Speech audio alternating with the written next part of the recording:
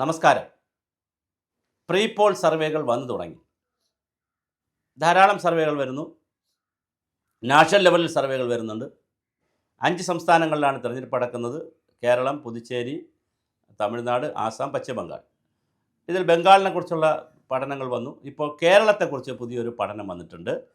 ഒരു ഗ്രൂപ്പുകാർ ചെയ്തിരിക്കുന്ന പഠനമാണ്. ആ ഗ്രൂപ്പുകാരെ സംബന്ധിച്ചിടത്തോളം അവർ അവകാശപ്പെടുന്നത് കഴിഞ്ഞ 15 വർഷമായി അവർ ഈ രംഗത്തുണ്ട്. അവർ പറയുന്ന കാര്യങ്ങൾ മോർ ഓർ ലെസ് ശരിയായി വരാറുണ്ട്. ഏറെയും കുറഞ്ഞുമാണെങ്കിലും ശരിയായി വരാറുണ്ട്. പക്ഷേ അപ്പോൾ അവരും പറയുന്നത് UDF തന്നെയായിരിക്കും അധികാരത്തിൽ വരുന്നത് എന്നാണ്. ഇന്ന് UDFൻ്റെ പ്രതിപക്ഷ നേതാവായിട്ടുള്ള കേരളത്തിലെ പ്രതിപക്ഷ നേതാവ് UDFൻ്റെ പാർലമെൻ്ററി പാർട്ടി നേതാവൊക്കെ ആയിട്ടുള്ള VD സതീശൻ കാസർഗോഡ് നിന്ന് തിരുവനന്തപുരത്തേക്ക് പുതുയുഗ യാത്ര സംഘടിപ്പിക്കുന്നുമുണ്ട്. അങ്ങനെ അതിൻ്റെ ഭാഗമായി ലേഖനങ്ങളും മറ്റു കാര്യങ്ങളൊക്കെ ചെയ്തിട്ടുമുണ്ട് പത്രങ്ങളിലൊക്കെ, ലീഡിങ് പത്രങ്ങളിലൊക്കെ. എന്തായാലും ഈ ഇപ്പോൾ വന്നിരിക്കുന്ന ഒരു പ്രീ പോൾ സർവേ അനുസരിച്ച് സർവേയുടെ ഒരു പ്രത്യേകത എന്തെന്ന് വെച്ചാൽ സർവേ ഏറ്റവും കൂടുതൽ ആളുകളെ ഫോക്കസ് ചെയ്തിരിക്കുന്നത് 36 വയസ്സിനും 50 വയസ്സിനും ഇടയ്ക്കുള്ള ആളുകളെയാണ് ഫോക്കസ് ചെയ്തിരിക്കുന്നത്.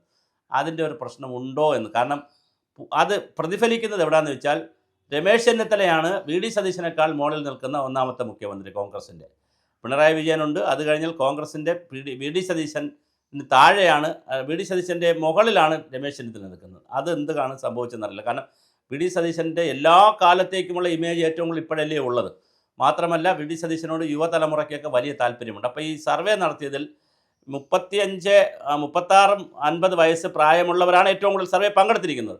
പക്ഷേ അതുകൊണ്ട് വന്ന് റിഫ്ലക്റ്റ് ചെയ്തതാണോ എന്നൊരു സംശയമുണ്ട്. അത് അവർ ക്ലാരിഫൈ ചെയ്യേണ്ട ഒരു കാര്യമാണ്. പക്ഷേ 82,000-ഓളം ആളുകളെ സർവേ ചെയ്തിരിക്കുന്നു. അതൊരു വലിയ സാമ്പിൾ നമ്പറാണ്. നാനാജാതി മതസ്ഥര, നായർ, ഈഴവ, പിന്നെ ക്രിസ്ത്യൻ, മുസ്ലിം തുടങ്ങിയിട്ടുള്ള SC ST മറ്റ് അതേഴ്സ് എന്ന് പറഞ്ഞിട്ടുള്ള ആളുകളെ സർവേ ചെയ്തിരിക്കുന്നു. അപ്പോൾ ഒരു വലിയൊരു സാമ്പിൾ സർവേയാണ് നടത്തിയിരിക്കുന്നത്. സാധാരണ ചെറിയ 5, 6, 10, 1000, 10,000 പേരെ അല്ല, 82,000-ഓളം പേരെന്ന് പറഞ്ഞാൽ വലിയൊരു സാമ്പിൾ സർവേയാണ്. അപ്പോൾ ആ സാമ്പിൾ സർവേ വെച്ച് നോക്കുമ്പോൾ ഞാൻ ഈ പറഞ്ഞ ചില പ്രശ്നങ്ങൾ ഇതിനകത്തില്ലേ എന്നൊരു ചോദ്യമുണ്ട്. അപ്പോഴും അവർ പറയുന്നത് 38% വോട്ട്, 38.41% വോട്ട് LDF പിടിക്കുമെന്നാണ്. അതേസമയം 38.12% വോട്ട് മാത്രമേ UDF പിടിക്കുകയുള്ളൂ. എന്നാൽ 38.41% വോട്ട് പിടിക്കുന്നവരാണല്ലോ മുന്നിൽ വരേണ്ടത്. അപ്പോൾ സ്വാഭാവികമായിട്ട് കേട്ടാൽ തോന്നും അവർക്കാണ് സീറ്റ് കൊടുക്കിട്ടുള്ളത്. പക്ഷേ സീറ്റിൻ്റെ കണക്കിലേക്ക് പോകുമ്പോൾ 38.41% വോട്ട് പിടിക്കുന്നവർ 38.12% വോട്ട് പിടിക്കുന്നവരെക്കാൾ സീറ്റിൽ പിറകിൽ പോകും.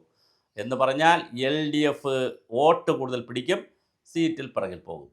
UDF അതിൻ്റെ കാരണം എന്തെന്ന് വെച്ചാൽ കണ്ണൂർ, കാസർഗോഡ് ഇങ്ങനെ പല സ്ഥലങ്ങൾ, മലപ്പുറം ഒഴിച്ചുള്ള പല സ്ഥലങ്ങളിലും കമ്മ്യൂണിസ്റ്റ് പാർട്ടി വലിയ വോട്ട് പിടിക്കും, വലിയ ഭൂരിപക്ഷത്തിലായിരിക്കും ജയിക്കുന്നത്. അപ്പോൾ ടോട്ടൽ വോട്ട് കണക്കാക്കുമ്പോൾ ടോട്ടൽ പോൾ ചെയ്ത വോട്ടിൻ്റെ 38.41% LDF പിടിക്കും. അതേസമയം 38.12% മാത്രമേ UDF പിടിക്കൂ. എന്നാൽ സീറ്റിൻ്റെ കാര്യം വരുമ്പോൾ LDFന് 62 മുതൽ 68 സീറ്റ് വരെ, എന്ന് പറഞ്ഞാൽ ഭരണത്തിന് 3 സീറ്റിൻ്റെ താഴെ വരെ അവർ മാക്സിമം എത്തുമെന്നാണ്. അതേസമയം ഇപ്പുറത്താണെങ്കിൽ UDF ആണെങ്കിൽ 72 മുതൽ 77 വരെ. പക്ഷേ സതീശൻ്റെയൊക്കെ കണക്ക് പോകുന്നത് 90, 100 ഒക്കെയാണ്. 100 കിട്ടിയില്ലെങ്കിൽ വനവാസത്തിന് പോകുന്നൊക്കെയാണ് സതീശൻ പറഞ്ഞിരിക്കുന്നത്.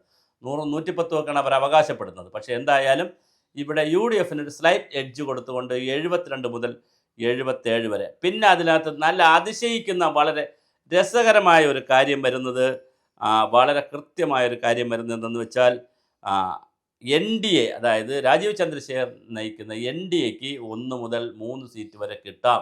1 നിയമമായിരിക്കാം, പിന്നെ 2 സീറ്റും കൂടെ കിട്ടാം.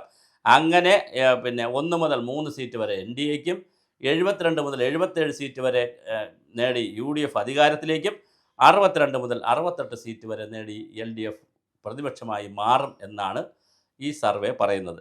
അപ്പോൾ അതിനകത്ത് അവർ കുറേ അനുകൂല ഘടകങ്ങളും പറയുന്നുണ്ട്. ജനങ്ങളുടെ ഒരു CMുമായിട്ട് ബന്ധപ്പെടുത്തിയിട്ടുള്ള ഫങ്ഷനിങ് ഓഫ് CMൻ്റെ സാറ്റിസ്ഫാക്ഷൻ ലെവലൊക്കെ അവർ നോക്കിയിട്ടുണ്ട്. 20%-ഓളം ആളുകൾ, 19.5% ആളുകൾ അത് സാറ്റിസ്ഫൈഡ് ആണ്. 33.5% ആളുകൾ ഡിസാറ്റിസ്ഫൈഡ് ആണ്. അത്ര താല്പര്യമില്ല, CMനോടുള്ള താല്പര്യമില്ലാത്ത കാര്യങ്ങളുണ്ട്. അതുപോലെ ആവറേജായിട്ടൊരു 22 പേര് പറയുന്നു ഒരു മാറ്റം ആവശ്യമില്ല അദ്ദേഹത്തിൻ്റെ സ്വഭാവത്തിലും പ്രവൃത്തിയിലൊന്നും എന്ന് പറയുന്നത് 25% ഉണ്ട്.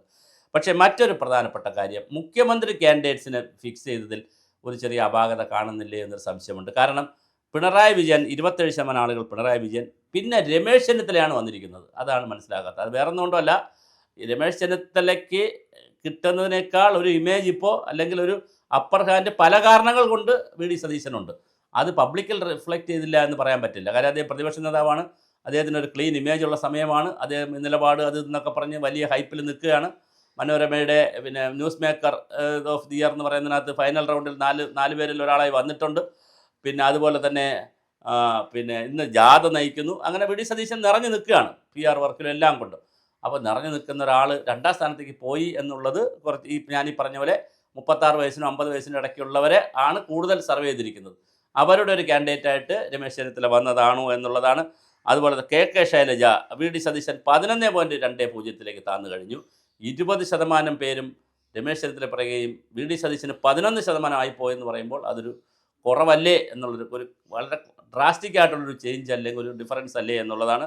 ശൈലജ ടീച്ചർ 7.10. പിന്നെ അടുത്ത് വേറെയും ഒരു കോൺട്രഡിക്ഷൻ വരുന്നത് രാജീവ് ചന്ദ്രശേഖറുമായി കമ്പയർ ചെയ്യുമ്പോൾ കെ സുരേന്ദ്രനാണ് മുന്നിൽ വന്നിരിക്കുന്നത്. അതും അങ്ങനെ ഒരു പെട്ടെന്ന് ദഹിക്കാവുന്ന കാര്യമല്ല. കാരണം പുതിയ കുട്ടികളെയൊക്കെ സംബന്ധിച്ചിടത്തോളം ടെക്നോക്രാറ്റായിട്ടുള്ള ഇൻഡസ്ട്രിയലിസ്റ്റ് ആയിട്ടുള്ള രാജീവ് ചന്ദ്രശേഖറിനോടാണ് ഒരു താല്പര്യം വരുന്നത്. അപ്പോൾ അതും സർവേ ചെയ്തതിൽ ഈ സാമ്പിൾ സെലക്ഷനിൽ ഒരു പ്രശ്നമുണ്ടോ എന്നൊരു സംശയമുണ്ട്. കാര്യം രാജീവ് ചന്ദ്രശേഖർ അല്ലേ മുമ്പിൽ വരേണ്ടത്, സുരേന്ദ്രനാണ് വന്നിരിക്കുന്നത്. അതും രസകരമായ ഒരു പഠനമാണ്. 3.2% സുരേന്ദ്രന് വന്നിരിക്കുന്നത്, 2.8% രാജീവ്. പിന്നെ കേസ് വേണൽ 2.7, ശശി തരൂർ 2.75. അതും പ്രശ്നം ഇവിടെയാണ്.